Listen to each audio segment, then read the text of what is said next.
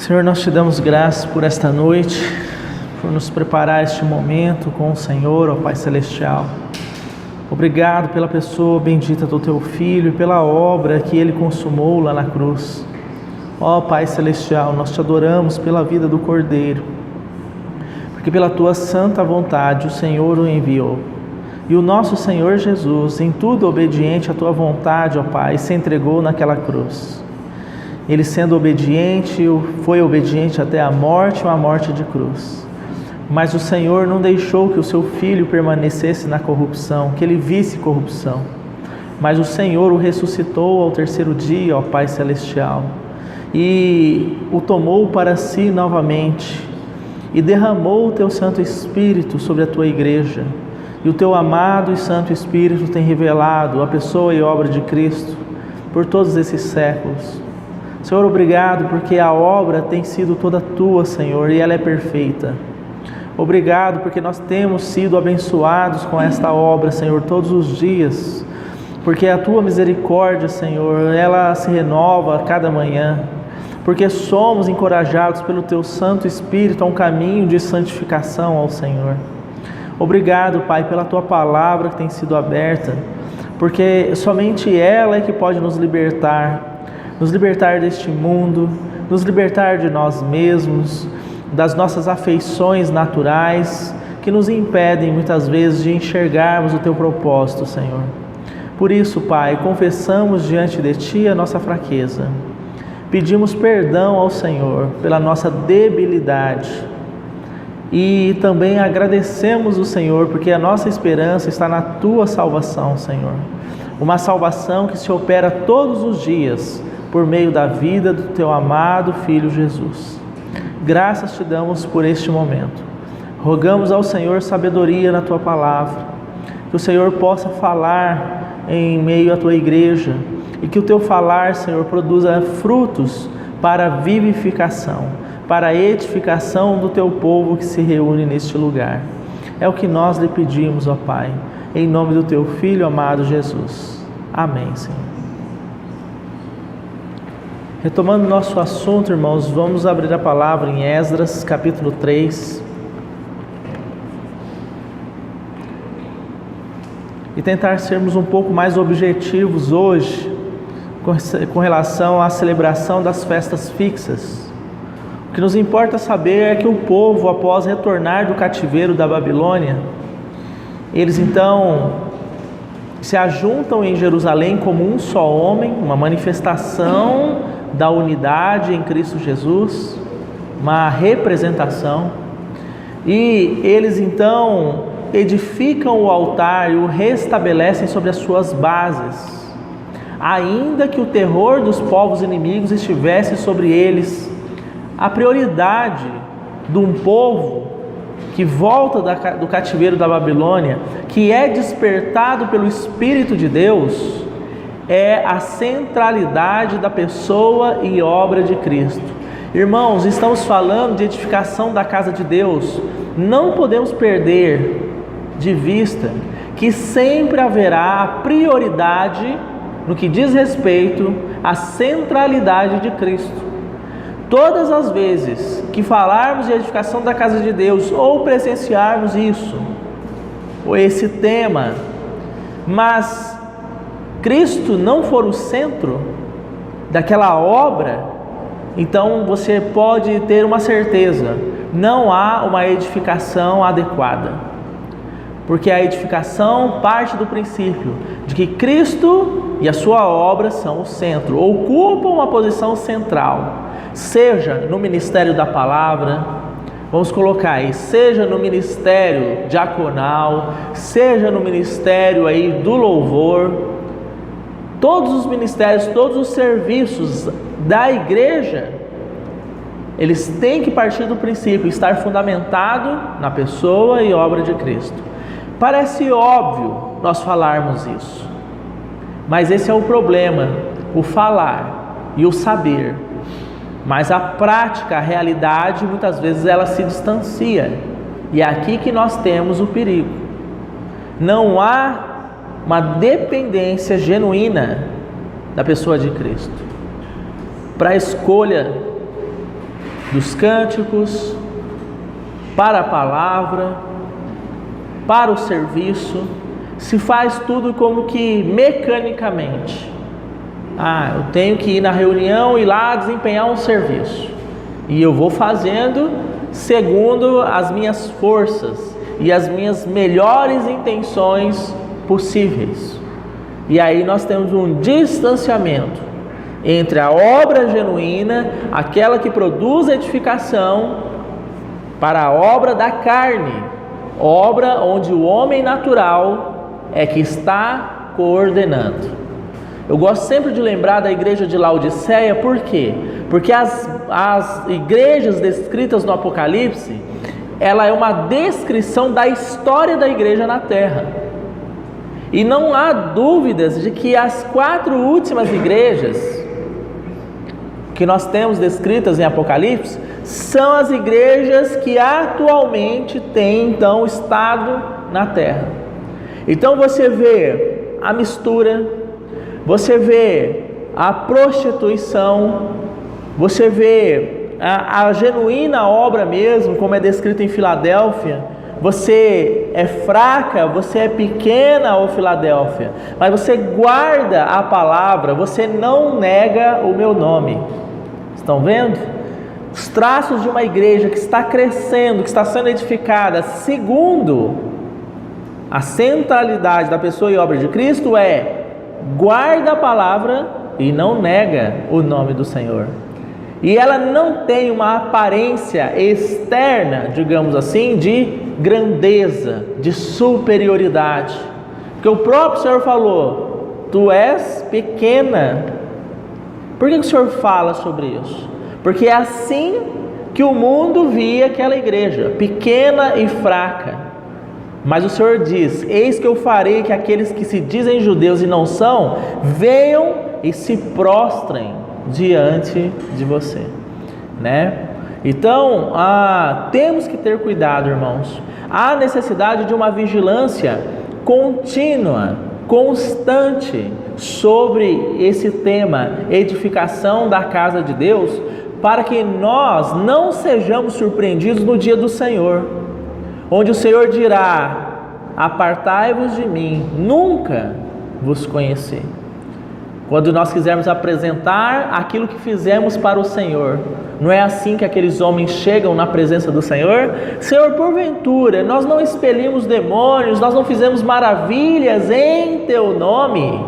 E o Senhor dirá a eles: apartai-vos de mim, nunca vos conheci, malditos. Né? Por que o Senhor traz essas palavras tão duras? Porque essas pessoas desenvolveram uma obra chamada obra de Deus, mas na verdade a carne é que era o operante. E elas não eram conhecidas do Senhor, por quê? Porque não tinham comunhão, uma vida de comunhão com Cristo. Então isso é um risco que todos nós corremos no aspecto da edificação da casa de Deus, entre o que de fato é e o que aparenta. Aliás, irmãos, Apocalipse, o livro da Revelação, ele coloca 2 coisas nesse sentido. Uma é chamada Babilônia, é uma aparência de igreja. Diz que ela se vestia de linho, de púrpura, que ela tinha um cálice de ouro nas suas mãos.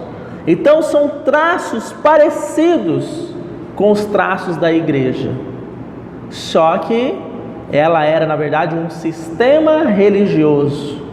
Ela estava sentada sobre a besta. Então havia uma aparência, mas não era. E você tem do outro lado a noiva de Cristo, a verdadeira. Então religião, obra da carne, com o nome de Deus, o homem natural coordenando, sendo o ponto central, sendo cabeça, tem aparência, mas não tem realidade. E como é que nós identificamos a realidade? Verificando se a figura de Cristo, se a pessoa do Senhor tem a sua posição central no meio daquela assembleia. Então, qual é o problema de Laodiceia, que é a igreja dos tempos atuais? Sou rica e abastada e de nada preciso. Só que o Senhor diz que Ele diz assim: eu estou à porta e bato. Irmãos, dá para imaginar uma igreja cujo o Senhor da igreja está para o lado de fora? Porque é isso que Apocalipse está descrevendo. Eis que estou à porta e bato. Quem abrir, eu entrarei e com ele cearei e ele comigo. Nome de igreja, aparentava ser grande, rica, abastada, poderosa, mas o essencial, a essência, não estava presente no meio deles. Então nós aqui temos que rogar ao Senhor todos os dias que Ele tire qualquer empecilho, qualquer trave dos nossos olhos que impede que vejamos qual é a nossa posição diante do Senhor, como Ele nos vê como igreja. Entende, irmãos? Por isso, se você faz uma leitura de Apocalipse sobre as 7 igrejas, o Senhor vai dizendo assim: tenho, porém, contra ti. Tenho, porém, contra ti. O que esse Senhor bendito e amoroso está fazendo? Corrigindo, disciplinando, retirando a trave dos olhos, retirando o véu que impede que aquela igreja veja a sua real condição, porque somos facilmente enganados pelo nosso coração. Aliás, o profeta já diz, né?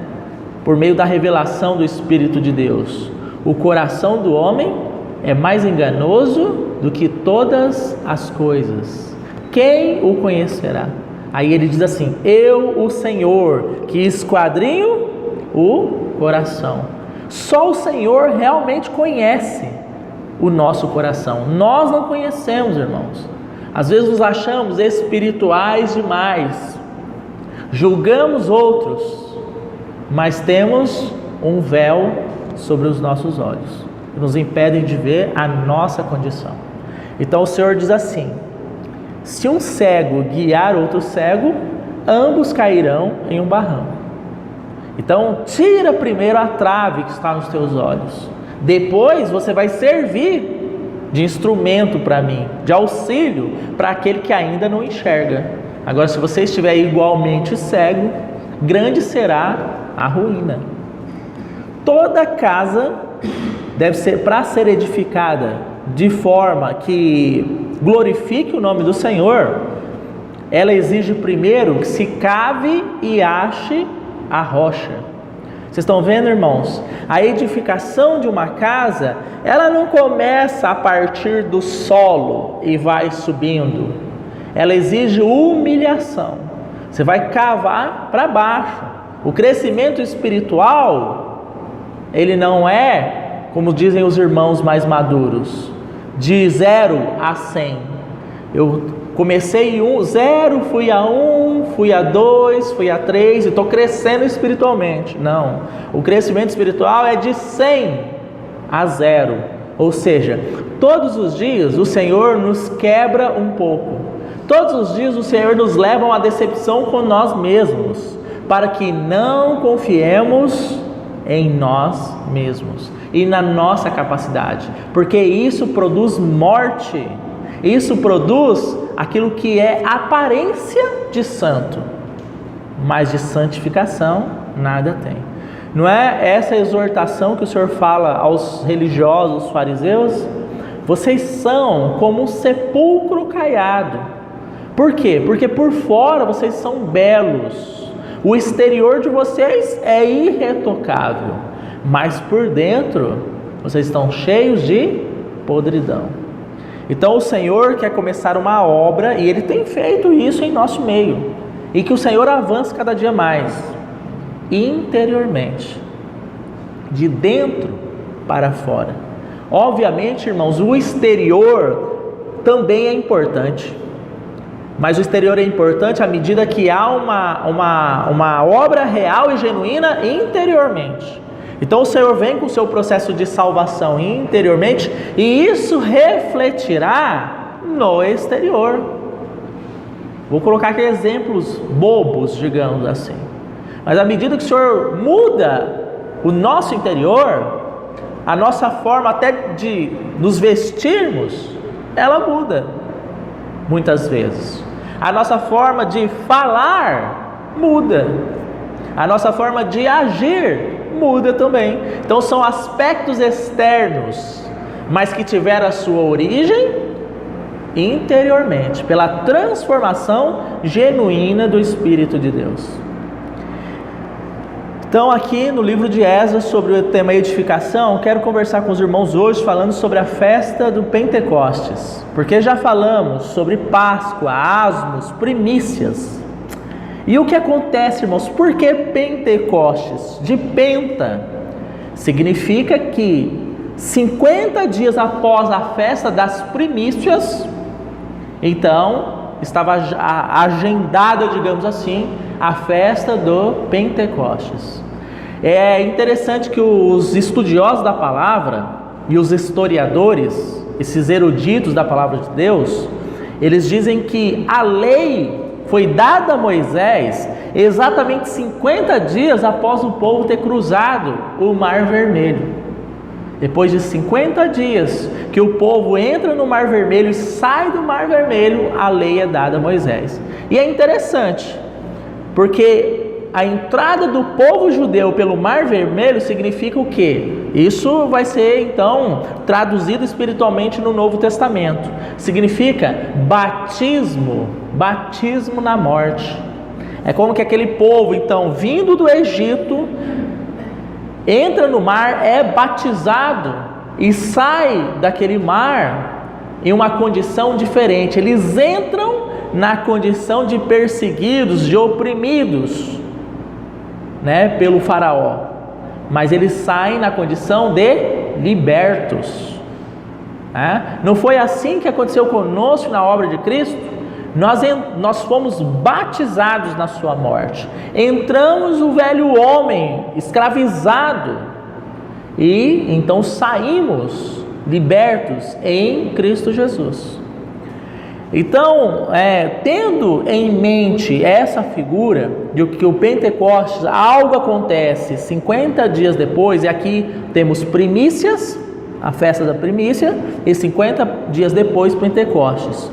Trazendo isso para o Novo Testamento, o que nós temos? Primícias, ressurreição de Cristo. E 50 dias após as primícias, o que acontece, irmãos? Acho que podemos abrir a Bíblia em Atos.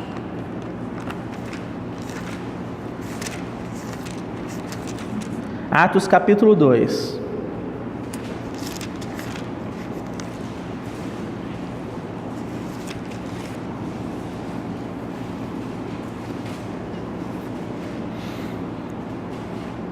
Para nós contextualizarmos, acho que é importante nós lermos uns textos ou alguns versículos do capítulo 1. Veja aí a partir do verso 1, capítulo 1 de Atos, verso 1. Escrevi o primeiro livro, ó Teófilo, relatando todas as coisas que Jesus começou a fazer e a ensinar, até o dia em que, depois de haver dado mandamentos por intermédio do Espírito Santo aos apóstolos que escolhera, foi elevado às alturas. Que primeiro livro é este? O Evangelho de Lucas, porque foi Lucas que escreveu Atos. Então, quando ele diz assim, escrevi o primeiro livro, ele está se referindo ao Evangelho de Lucas. Verso 3. A este também, depois de ter padecido, se apresentou vivo com muitas provas incontestáveis, aparecendo-lhes durante 40 dias e falando das coisas concernentes ao reino de Deus. Então, depois que o Senhor ressuscitou, ele permaneceu ainda 40 dias na companhia dos apóstolos. Verso 4. E comendo com eles, determinou-lhes que não se ausentassem de Jerusalém, mas que esperassem a promessa do Pai, a qual disse ele, de mim ouvistes. Porque João, na verdade, batizou com água, mas vós sereis batizados com o Espírito Santo não muito depois destes dias. Depois de 40 dias que o Senhor permanece com os apóstolos, ele é elevado aos céus. Os discípulos voltam para Jerusalém em obediência a este mandamento do Senhor, né? Se os irmãos perceberam, estão atentos aí, o verso 4 diz que o Senhor determinou que eles não se ausentassem de Jerusalém. Então eles voltam para Jerusalém em obediência a esse mandamento. Já não estavam mais na companhia do Senhor, porque o Senhor foi ascenso aos céus. E aí agora nós vamos para o verso 12. Então voltaram para Jerusalém do monte chamado Olival, que dista daquela cidade, tanto como a jornada de um sábado. Quando ali entraram, subiram para o cenáculo, onde se reuniram Pedro, João, Tiago, André, Filipe, Tomé, Bartolomeu, Mateus, Tiago, filho de Alfeu, Simão, Zelote, Judas, filho de Tiago. Todos estes perseveravam unânimes em oração com as mulheres, com Maria, mãe de Jesus, e com o irmão dele. Então veja, os discípulos voltam para Jerusalém, eles vão pregar, eles vão evangelizar, eles vão anunciar a obra do Senhor? Não, eles permanecem no cenáculo em oração, obedecendo a palavra do Senhor. Aí, irmãos, podemos fazer aqui um salto para o capítulo 2, verso 1. Ao cumprir-se o dia de Pentecostes, então aqui completou os 50 dias, estavam reunidos no mesmo lugar. De repente veio do céu um som como de um vento impetuoso e encheu toda a casa onde estavam sentados. E apareceram distribuídas entre eles línguas como de fogo, e pousou uma sobre cada um deles. Todos ficaram cheios do Espírito Santo e passaram a falar em outras línguas, segundo o Espírito lhes concedia que falassem. Irmãos, então, o que nós podemos dizer sobre a festa do Pentecostes e a sua relação com a edificação da casa de Deus? Me parece que ficou muito claro que a festa de Pentecostes tem uma conotação de capacitação do alto para o desempenho do testemunho do Senhor. Esses irmãos não saíram a fazer a obra de Deus até que do alto eles fossem capacitados, revestidos pela vida do Senhor por meio do Espírito Santo. Em outras palavras, não podemos edificar a casa de Deus sem que sejamos capacitados pelo Senhor. Muitas vezes os cristãos hoje, talvez até com um motivo de desculpa, dizem assim: mas como eu vou servir o Senhor se eu não sei o que fazer? Como eu vou servir o Senhor se eu não tenho competência para fazer nada na obra de Deus? Eu não sei orar, eu não sei pregar, eu não sei cantar, eu não sei evangelizar. Então as pessoas, os cristãos hoje, se apegam a isto, certo? E se esquecem deste fato, do Pentecostes, que aquele que nos chamou também é aquele que nos capacitou. Aquele que determina que façamos é o mesmo que nos habilita a fazer. Pensem naquela parábola dos talentos, e isso vai ficar mais claro ainda para cada um de nós. Aquele que recebeu 5, o seu senhor chegou para ele nada tinha.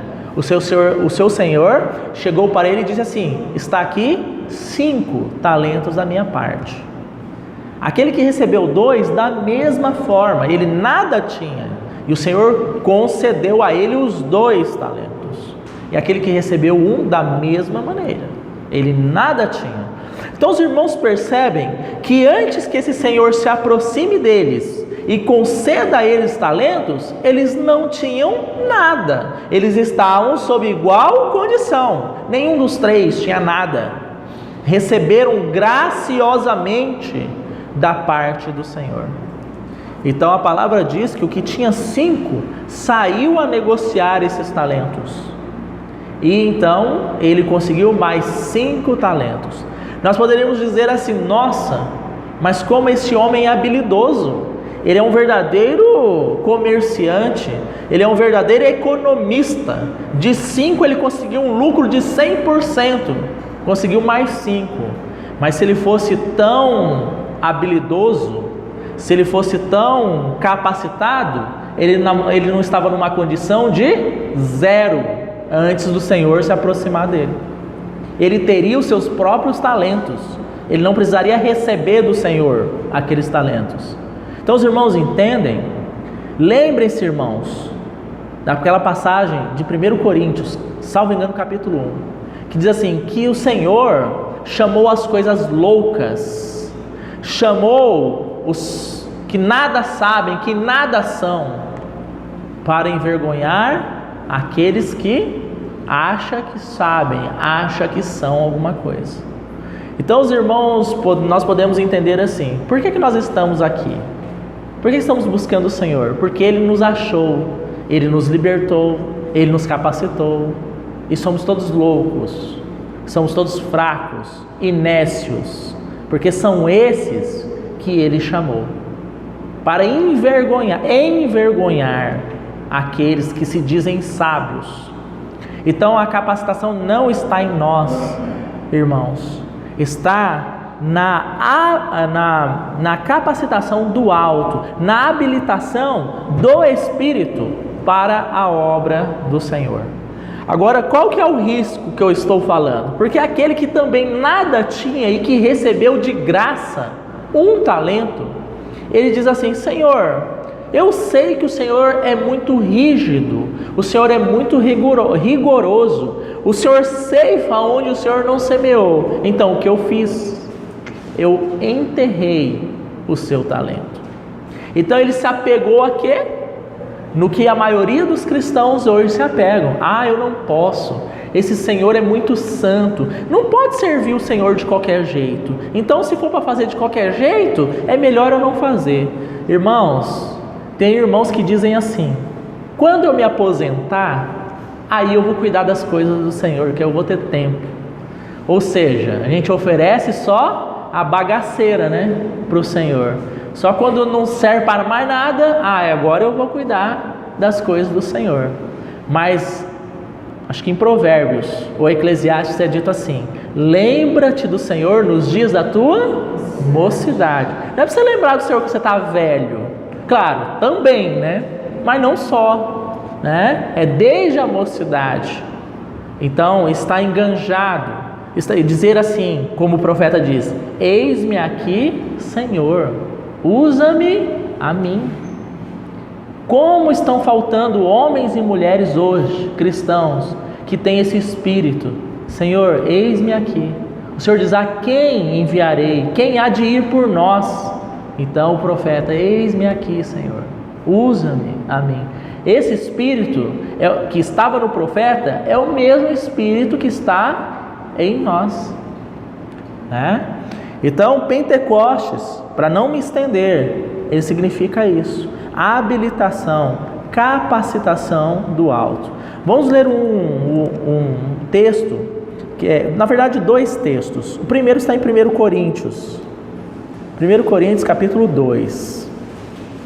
Já citei uma parte dele aqui agora, mas vamos fazer uma leitura. 1 Coríntios capítulo 2.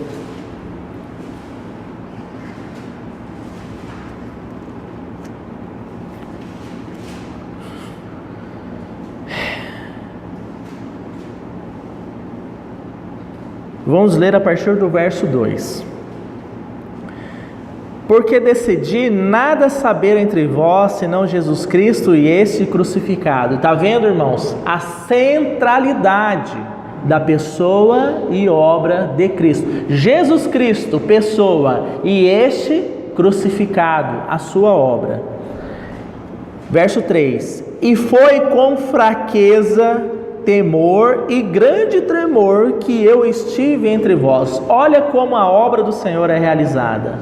Paulo, um homem um filósofo, um homem sábio, um homem educado, um homem que conhecia e era um dos maiores conhecedores da cultura judaica, da religião, da lei, né? Um homem que foi criado aos pés de Gamaliel, um dos maiores mestres da lei. Ele diz assim: quando eu fui ter com vocês, irmãos, eu fui em temor, eu fui em tremor, eu fui em fraqueza. Aí ele diz assim: a minha palavra, verso 4, a minha palavra e a minha pregação não consistiram em linguagem persuasiva de sabedoria. O que significa isso? Alguém que chega no lugar e despeja todo o seu conhecimento. Nossa, que beleza! E sabe o grego, o aramaico, o hebraico de cabeça, né? Despeja tudo aquilo. Claro que devemos buscar, sim, conhecimento da palavra, né? E sermos estudiosos da palavra, mas ser conhecedores da palavra e estudiosos dela, por si só, não produz o resultado que está no coração do Senhor, né? Esse conhecimento, esse estudo tem que ser acompanhado de uma vida de realidade, de prática, daquilo que se conhece sendo traduzido em realidade de vida.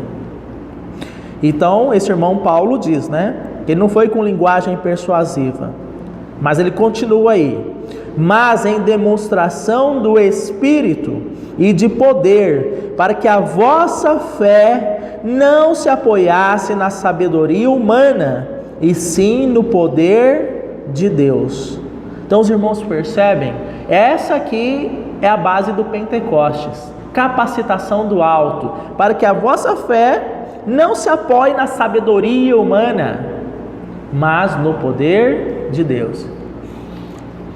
A palavra diz assim, que os judeus pedem sinais, buscam sinais, e os gregos e nós, ou povos ocidentais, estamos aqui dentro do contexto dos gregos, porque nós somos gentios, e os gregos buscam conhecimento.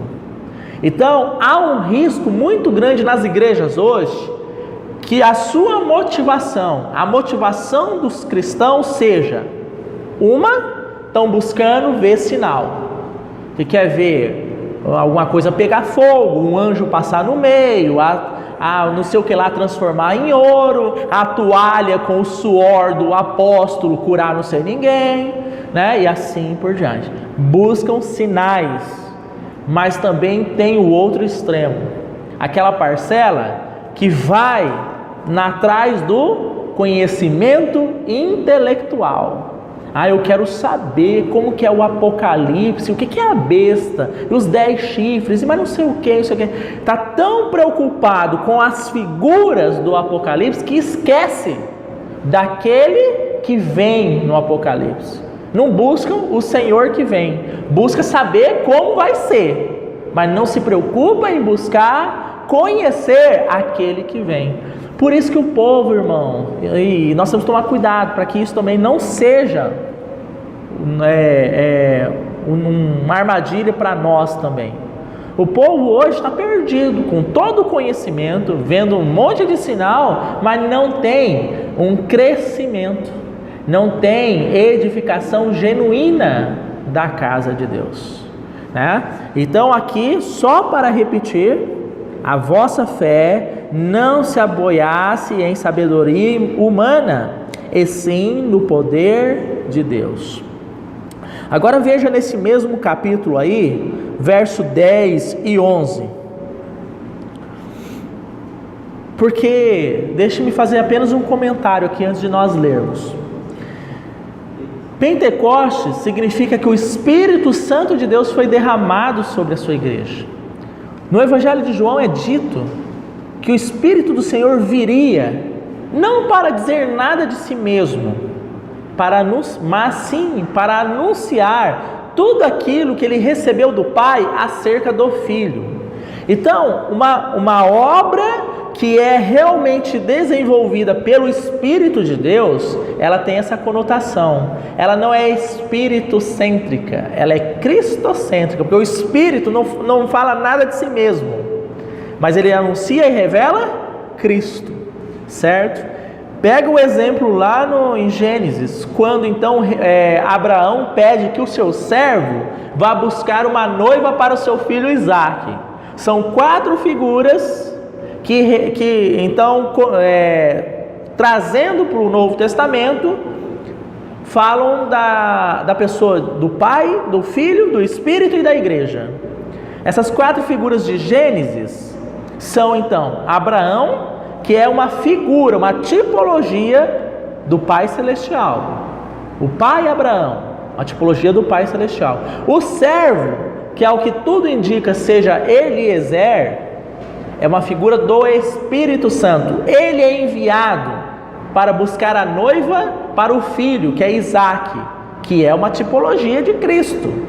Irmãos, quando esse Eliezer encontra Rebeca, que é uma figura da igreja, esse Eliezer, ele fala assim: o meu Senhor é muito rico e ele quis deixar tudo que ele tem para o seu filho, que é o seu herdeiro. Você está vendo? Ele não anuncia nada de si mesmo, mas ele começa a falar sobre Isaque para Rebeca. Ao ponto de que então, quando há um impasse, porque os parentes de Rebeca querem segurar Rebeca na terra, dos parentes de Abraão, querem segurar ela por um tempo. E o servo diz: não, eu vim para levar ela, eu preciso levar ela. Porque o Espírito Santo, irmãos, essa é a característica dele. Ele tem um objetivo. Qual que é o objetivo? Preparar a noiva para apresentá-la a Cristo. Não tem isso de, vamos ficar mais um tempo aqui nesse mundo.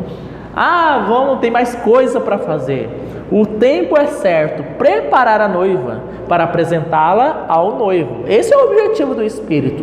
Então aquele servo de Abraão, ele diz: não, nem um dia mais, parafraseando, eu vim para levá-la e eu preciso levá-la. Aí está aquele impasse, A moça fica mais um tempo ou a moça vai junto com o servo?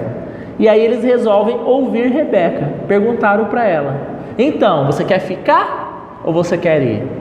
Mas, irmãos, o servo já havia falado sobre Isaque, já havia revelado Isaque. Ele levou presentes para Rebeca da parte de Isaque, pulseiras. Nós já estudamos todas essas figuras, Uma tiara, um pingente. Então Rebeca diz assim: eu irei.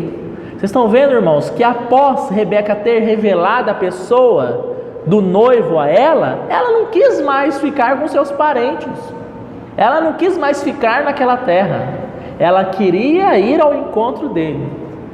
Tanto é que quando eles chegam, avistam Isaque de longe, ela desce do camelo e vai ao encontro dele, de tão ansiosa que ela estava. Esse é o trabalho do Espírito Santo. Ele prepara, ele revela. E isso vai gerando na noiva um desejo quase que incontrolável de estar com o noivo. Agora, algumas igrejas hoje, elas querem expandir seu patrimônio, expandir a sua influência aqui na terra. Elas não estão nem um pouco preocupadas com a volta do noivo. Então você pode ver que não há ali, pelo menos o indício mostra, o fruto mostra a nós que não há ali uma obra genuína do Espírito Santo. Porque se houvesse, essa igreja estaria desesperada pela volta do noivo, para encontrá-lo, não querendo armar a sua casa nesse mundo, porque ela sabe que não é aqui o lugar dela. Então, o Espírito de Deus tem essa tarefa. Agora nós vamos ler o verso 10. Mas Deus não-lo revelou pelo Espírito, porque o Espírito a todas as coisas perscruta, até mesmo as profundezas de Deus. Porque qual dos homens sabe as coisas do homem, senão o próprio Espírito que nele está? Assim também as coisas de Deus, ninguém as conhece senão o Espírito de Deus.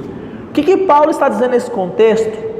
Quando eu fui ter com vocês, é o que nós lemos anteriormente, eu fui na demonstração do Espírito, não em sabedoria humana, porque é o Espírito que conhece as profundezas de Deus e revela o que está nas profundezas de Deus, né? Então, fazendo aqui como que um quebra-cabeça, montando esse quebra-cabeça, olha que lindo, irmãos. Nós dissemos que o Espírito tem uma missão: revelar tudo que ele recebeu de Deus acerca de Cristo, não é verdade? E aqui Paulo está dizendo pelo Espírito, dizendo que o Espírito conhece as profundezas de Deus. É como se dissesse assim: no mais interior, no mais profundo do ser de Deus, no seu coração há algo que o Espírito conhece e quer revelar. E o que é este algo? A pessoa do seu amado Filho Jesus. Como nós perdemos quando nós tiramos o foco acerca disto, para focar outras coisas, mesmo que sejam relacionadas à obra de Deus. Esse é o Pentecostes, esse é o verdadeiro Pentecostes. Vocês se lembram que nós lemos lá em Atos capítulo 2, verso 1, ao cumprir-se o dia de Pentecostes. Quando você se depara com esta mensagem, ao cumprir-se o dia de Pentecostes, nós pensamos assim: chegou o dia de Pentecostes, não é verdade? Mas há uma outra interpretação muito mais profunda. Quando o Espírito de Deus, através da caneta de Lucas, disse assim: ao cumprir-se o dia de Pentecostes, ele está dizendo assim: sabe aquele Pentecostes, aquela festa que foi estabelecida pelo Senhor? Ela encontrou o seu verdadeiro cumprimento nesse dia aqui. Aquilo era uma figura que agora ganhou um real sentido. Ela realmente se cumpriu. Antes era uma profecia, digamos assim. Antes era um apontamento para o que o Senhor fazia, mas queria fazer, melhor dizendo. Mas agora chegou o dia. Chegou o dia do cumprimento, do verdadeiro ser estabelecido. E não precisamos mais da figura e da sombra. Isso é ao cumprir-se o dia de Pentecostes. E o que aconteceu? Vamos voltar em Atos capítulo 2. Penso que para encerrarmos, irmãos. Atos capítulo 2.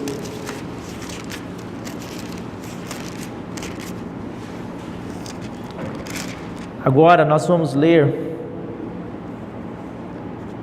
a partir do verso 32.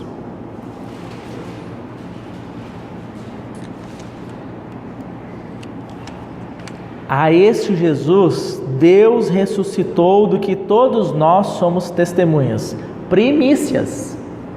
Ressurreição de Cristo é referente à festa das primícias. Nós estudamos isso na última reunião. Exaltado, pois, à destra de Deus, tendo recebido do Pai a promessa do Espírito Santo, derramou isto que vedes e ouvis, o derramar do Espírito, Pentecostes. Entende? Abra sua Bíblia em Salmo, me deixe ver, se a minha memória não está me traindo agora, é Salmo 133. Mas deixa eu confirmar aqui.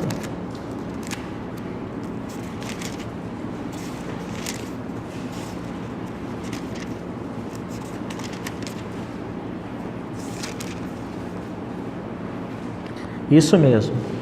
O Salmo 133, ele também fala do Pentecostes. Vamos ler juntos? Os irmãos já abriram? O salmista, cheio do Espírito de Deus, diz assim: como é bom e agradável viverem unidos os irmãos. Quando foi que o corpo foi unido? Foi quando o Espírito de Deus foi derramado. O que Efésios capítulo 4 nos fala? Há um só Deus, uma só fé, um só Espírito.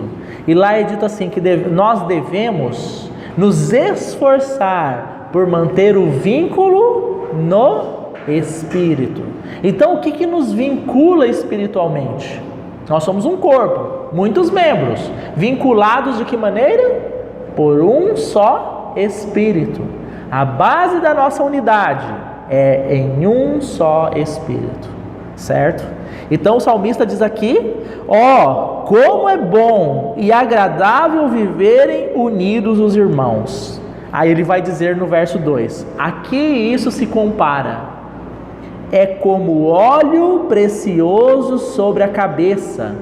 Isso aqui, irmãos, é Cristo exaltado, ele não é o cabeça? O óleo precioso está sobre o cabeça. O Senhor Jesus fala assim nos evangelhos, é necessário que eu vá, porque se eu não for, o Pai não enviará o Consolador. O coração dos discípulos estava muito triste quando o Senhor falava que tinha que ir à cruz, porque eles não entendiam que se o Senhor não fosse à cruz, eles teriam uma comunhão física com o Senhor durante um período de tempo, porque eles eram mortais, eles morreriam. Então eles teriam uma comunhão limitada, e eles não entendiam isso. Mas o Senhor diz, se eu não for, nós não poderemos ter comunhão em um só Espírito eternamente. É necessário que eu vá, para que essa comunhão seja possível. Então aqui é como óleo precioso sobre a cabeça. É esse Cristo que tinha nele o Espírito de Deus. Ele está exaltado agora. E como nós lemos lá em Atos, ele recebe do Pai a promessa do Espírito. E aí o texto continua aqui. O qual desce para a barba de Arão e desce para a gola de suas vestes. Então esse óleo que inicialmente estava na cabeça, agora vai escorrer por todo o corpo. Aqui onde está escrito gola das vestes, a nossa tradução aqui não está das melhores não, porque aqui é orla das vestes. O que é uma orla de uma veste? Imagine aí uma irmã que está com um vestido grande. A orla é a barra da veste, é aquela que fica lá embaixo, nos pés. Então, é como está dizendo aqui, que aquele óleo começaria do cabeça, a partir do cabeça, mas ele seria então despejado e escorreria por todo o corpo até os pés. Agora imagine isso na linguagem espiritual. O Espírito Santo que estava no Senhor, agora é derramado sobre todo o corpo, até os pés do corpo. Então isso é a unidade, irmãos, representadas aqui no Pentecostes. É isso que o Pentecostes nos proporcionou. A unidade com o cabeça exaltado e a unidade entre os membros do corpo, em um só Espírito. Paulo, eu não consigo parar de falar, eu falo muito rápido, então deixa eu tomar um fôlego aqui. Paulo, lá no livro de Atos, até então Saulo, ele era um perseguidor da igreja, e ele mesmo fala disso, que outrora ele era um perseguidor da igreja. Quando ele tem o encontro com o Senhor, que o Senhor se revela a ele, embora o Senhor já estivesse exaltado, já tinha ascendido aos céus, o Senhor não estava mais aqui na terra. Então quando o Senhor tem um encontro com ele, ele diz assim: Saulo, Saulo, por que me persegues? Mas Saulo estava prendendo e levando cativo e açoitando e torturando, não era o Senhor Jesus, que já estava ascenso aos céus. Ele estava fazendo isso contra quem? Contra os cristãos, contra os filhos de Deus. De sorte que o Senhor Jesus diz assim: aquele que toca, aquele que tortura, aquele que de alguma forma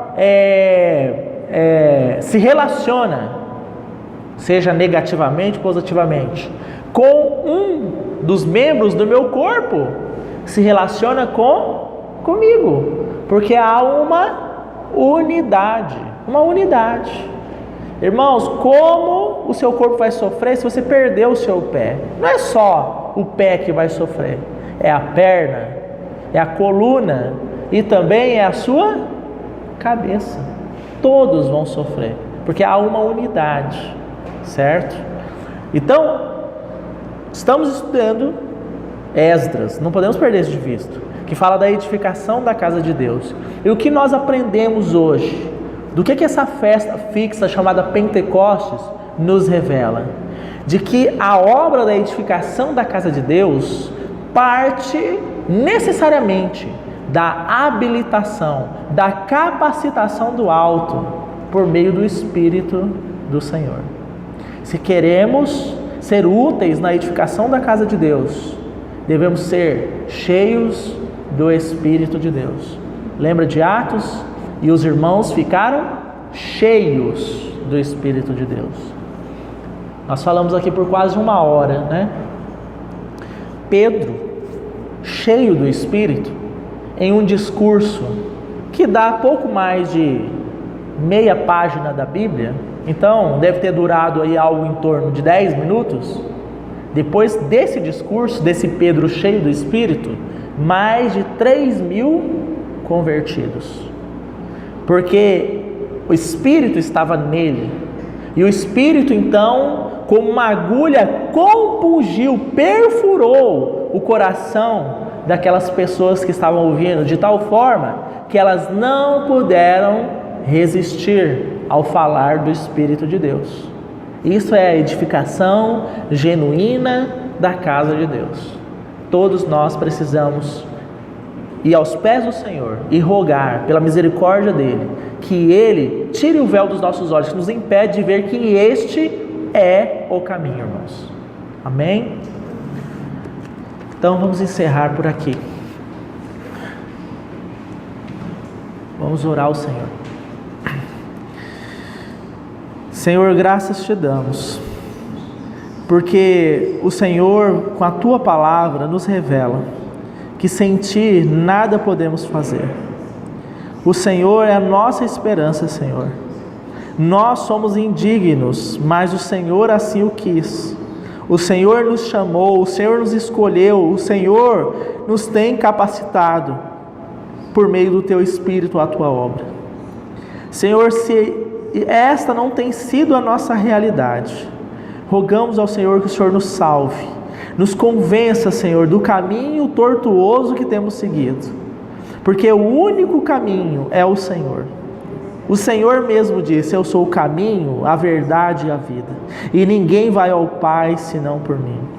Senhor, nos capacita a trilharmos este caminho, Senhor, e perdoa-nos pelos nossos caminhos tortuosos da carne, do nosso homem natural, cheio de boas intenções, mas que nada pode fazer, nada pode contribuir de forma útil à edificação da tua casa.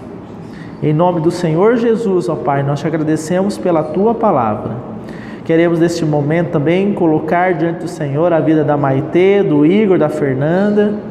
O Senhor abençoe esse casal, abençoe esta criança, Senhor, eles têm tido dificuldades. Senhor, que o Senhor possa dar sabedoria a eles. Dê a eles a consciência e o convencimento interior de que eles devem depender do Senhor em todas as coisas para a criação da Maitê, Senhor. É o que nós lhe pedimos. Rogamos nesse momento também pela vida do nosso irmão Moisés, que não tem andado bem de saúde, Senhor. Senhor, coloca as tuas mãos na vida do nosso irmão. Sê para ele um refúgio e uma fortaleza, Senhor. O Senhor possa restaurar a vida do nosso irmão, a sua saúde física, mas não antes da espiritual, Senhor.